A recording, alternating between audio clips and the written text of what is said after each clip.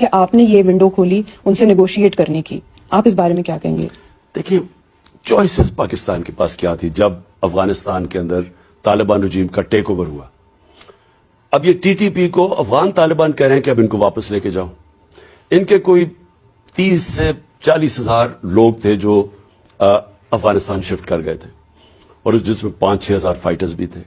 اب جب وہاں چلے گئے تو افغان طالبان نے کہا واپس لے کے آؤ، آپ کے لوگ ہیں. اب جب انہوں نے کہہ دیا واپس آئیں تو ہمارے پاس کیا چوائسز تھی؟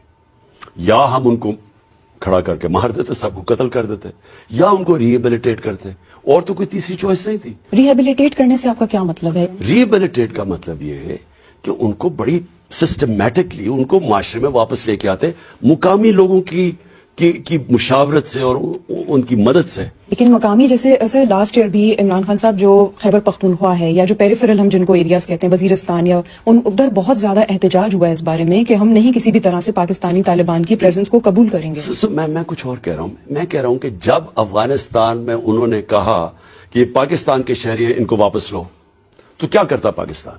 یا تو پھر ان کو جیلوں میں ڈال دیتا، اور 35-40 ہزار لوگوں کی آپ بات کر رہے ہیں، ان کے بیوی بچے ملا کے، یا پھر ان سے کسی طرح کوئی سیٹلمنٹ کرتا ریہیبلیٹیشن کی. تیسری تو کوئی چوائس نہیں تھی. وہ آہستہ آہستہ مسئلہ بڑھتا گیا. پچھلی گرمیوں میں جب پہلی دفعہ پرابلم آیا تو ہمارے پختونخوا کی پی ٹی آئی کی گورنمنٹ تھی، انہوں نے اپروچ کیا فیڈرل گورنمنٹ کو کہ یہ بڑا مسئلہ بنتا جا رہا ہے، آپ انٹروین کریں. کوئی رسپانس ہی نہیں ملا.